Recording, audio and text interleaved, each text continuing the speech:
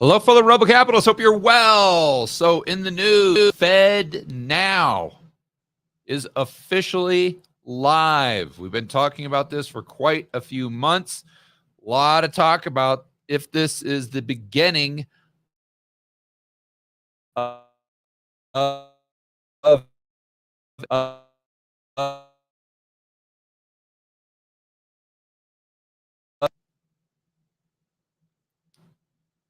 all right. And oh my goodness, we're having some technical difficulties.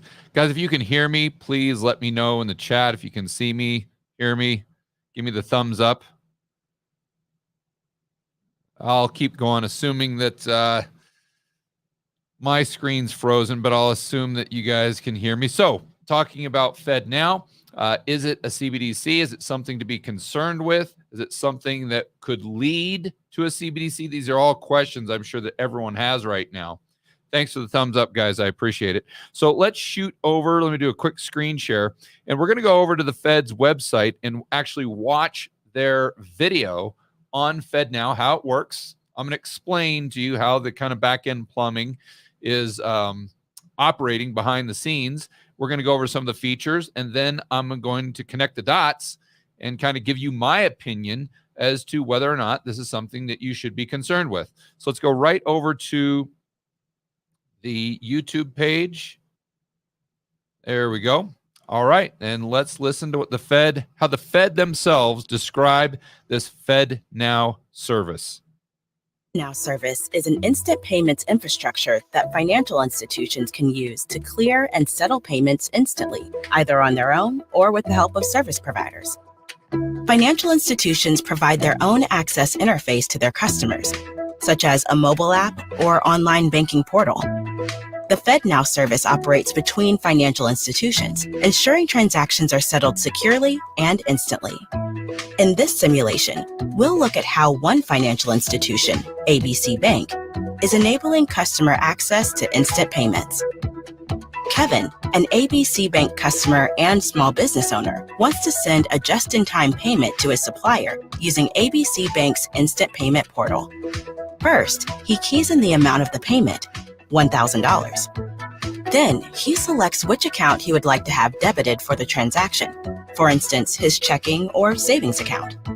Next, he indicates where the payment is going by entering the routing and account number provided by his supplier. This information allows the FedNow service to route the payment message to the correct financial institution and customer account. Financial institutions that participate in the FedNow service determine what additional information end users can provide, along with the payment. Kevin sends the payment. Within seconds, ABC Bank sends a notification to Kevin, informing him that the payment was successful. So far, it's pretty much just like sending a wire, except you don't have to call the bank. You don't have to wait for it to hit the 3 hours for it to hit the account or something like that. You just pretty much enter the checking account, the account number, the routing number, and bam, you're done. It settles instantaneously. This step is optional for ABC Bank. What just happened behind the scenes? The FedNow service settled the payment between Kevin's financial institution and the supplier's financial institution in real time. Here's how it worked. As soon as Kevin initiated the payment, his financial institution sent the payment message in ISO 20022 format to the FedNow service, which confirmed the message met specifications. Next, the FedNow service sent the payment message to the supplier's financial institution, which replied by confirming it intended to accept the funds. This reply is meant to reduce misdirected payments.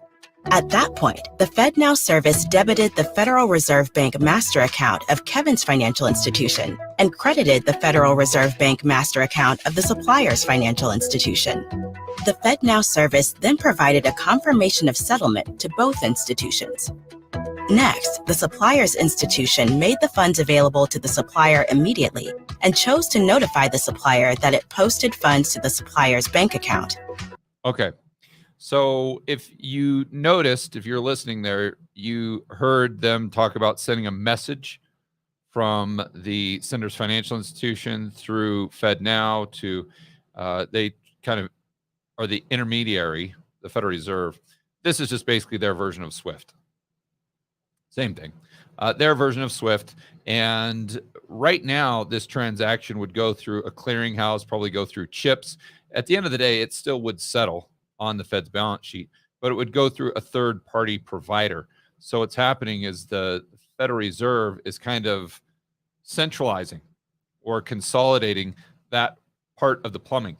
Now, it is true that banks still have the option of going through these third-party providers, such as chips, but it's going to be a lot more expensive. So they have an incentive to go ahead and go through this new, completely centralized settlement path, let's say. So again, how is this different? Well, what would happen now is the sender's financial institution would go through this third party, we'll say chips. They would aggregate all of the transactions, and then they would pretty much net them out at the end of the day. And then whatever the net difference would be, that's the transaction that would happen on the Fed's balance sheet. So you could have literally 1 billion transactions between JP Morgan and Wells Fargo throughout the day that Chips is keeping track of on their ledger. But that every one of those billion transactions are not settling on the Fed's balance sheet. So what happened, because that would be it would be cumbersome. And as until now, they didn't have a way of processing all those payments in real time. So anyway, the clearinghouse would go ahead and aggregate all of those $1 billion or billion transactions. And let's just say that out of the billion transactions, it was pretty much the exact same amount of money that was going to and from Wells Fargo from JP Morgan, right? Or kind of back and forth between the two banks. So let's say at the end of the day, out of all these billions of transactions, there's only $100 that JP Morgan owes Wells Fargo after everything nets out, right? Then what would happen is Chips, the clearinghouse, would send that message. I believe that would go through FedWire.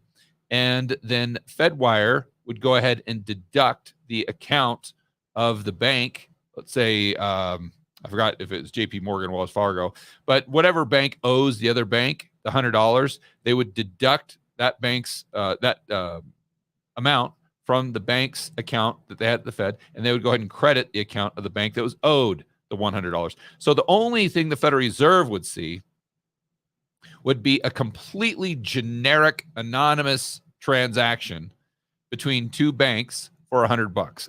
That's it.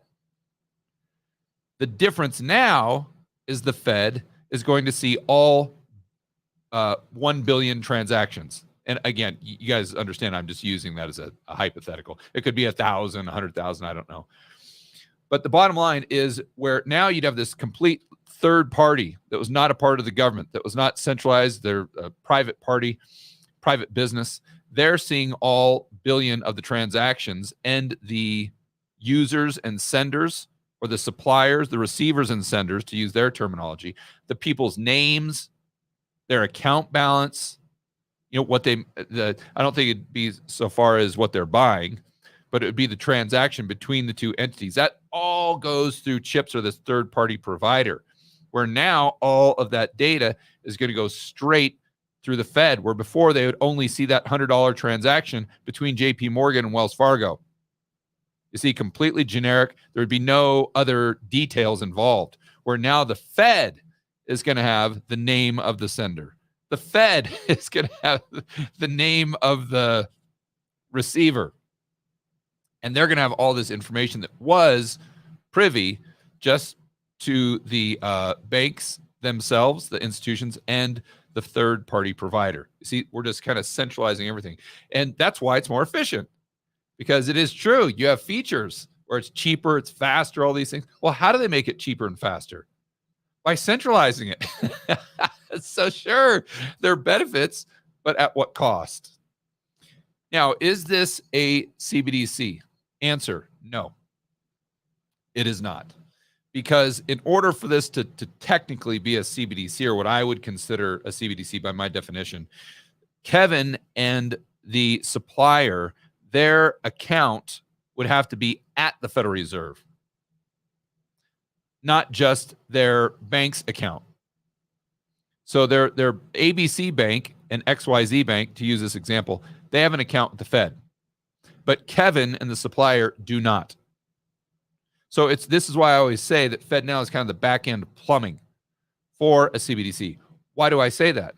Because let's just assume for a moment that Kevin and the supplier did have an account with the Federal Reserve. Then no problem, because we've got FedNow set up that is accustomed, or that is now has the capacity, the capability of processing all 1 billion transactions.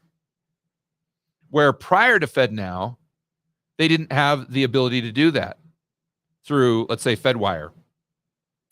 So now that they do, it gives them the ability to go ahead and accept, it gives them the infrastructure, if you will, to accept accounts from non-bank entities, from the average Joe, the average Jane, the business down the road, the supplier, or Kevin for that matter. You see, they've set this system up to where now they can easily handle all billion of those transactions on their balance sheet in real time, where before they didn't have the ability to do that. So even, let's just assume for a moment, they wanted to set up a CBDC without supplier's account. So instead of their account being a liability of ABC Bank or Bank of XYZ, now their dollars were a liability of the Federal Reserve. Sure, they could have done that, but how would the Fed transfer all these transactions back and forth? The answer is they couldn't. They didn't have the technology. They didn't have the capability of doing that. But now they do with FedNow. So that's, I think, the way to really think about this is it's not a CBDC in and of itself. In order to be a true CBDC, we would have to have your account at Wells Fargo or ABC Bank, Bank of XYZ, go to the Federal Reserve. So your dollars that are assets on your balance sheet would now be a liability directly of the Fed, just like JP Morgan's bank reserves are a liability of the Fed. But does this take us one step closer? Absolutely it does. Absolutely it does. There's no doubt about it. I've seen some people online that are trying to explain this in a more, let's say, politically correct way. And they're saying, oh, it's no big deal. It's just Canada already has this. Australia already has this. This isn't a CBDC. Forget all these fear mongers. They're all tinfoil hatters. They're all conspiracy theorists. There's no validity to this whatsoever. If they're saying it's a CBDC, they're wrong. They're just trying to get clickbait or whatever. And while it is true, it's not a CBDC, what they're failing to tell you is this is a massive slippery slope. And this gives the central bank the ability. Now, it is true, based on my conversation that you probably just heard of Lynn Alden, it's got to go through Congress. They've really got to go through a lot of laws to make it actually legal for the Federal Reserve to accept non-bank entity accounts, because right now that's illegal. But assuming they're able to do that in the future, this paves the way to where if we do have a big crisis and all of a sudden they can pass that through Congress, now all of a sudden the infrastructure and the back-end plumbing is set up to just take the ball and roll with it, or take the ball and run with it, I guess. So that's, I think, how you should look at FedNow. And I would not lose sleep over this, but you have to be cognizant of the possibilities. And even, let's just assume for a moment, that Jerome Powell or the people in charge right now have absolutely no plans whatsoever to use FedNow as the back-end plumbing for a CBDC. Let's just say they're completely benign. Let's just assume they're anti-CBDC. Okay, that's fine. But Jerome Powell isn't going to be there forever. The people that we have in place aren't going to be there forever. So what's going to happen is the people that have an insatiable lust for power and control, they're going to see this consolidated control. They're going to see the opportunity.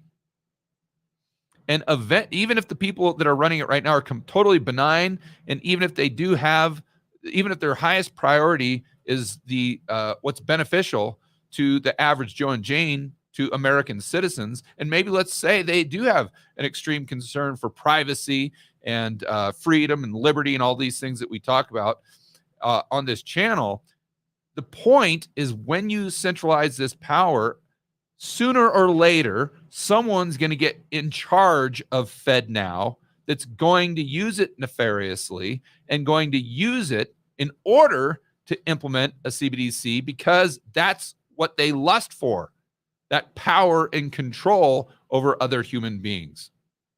So it's not a CBDC, but it's a damn slippery slope.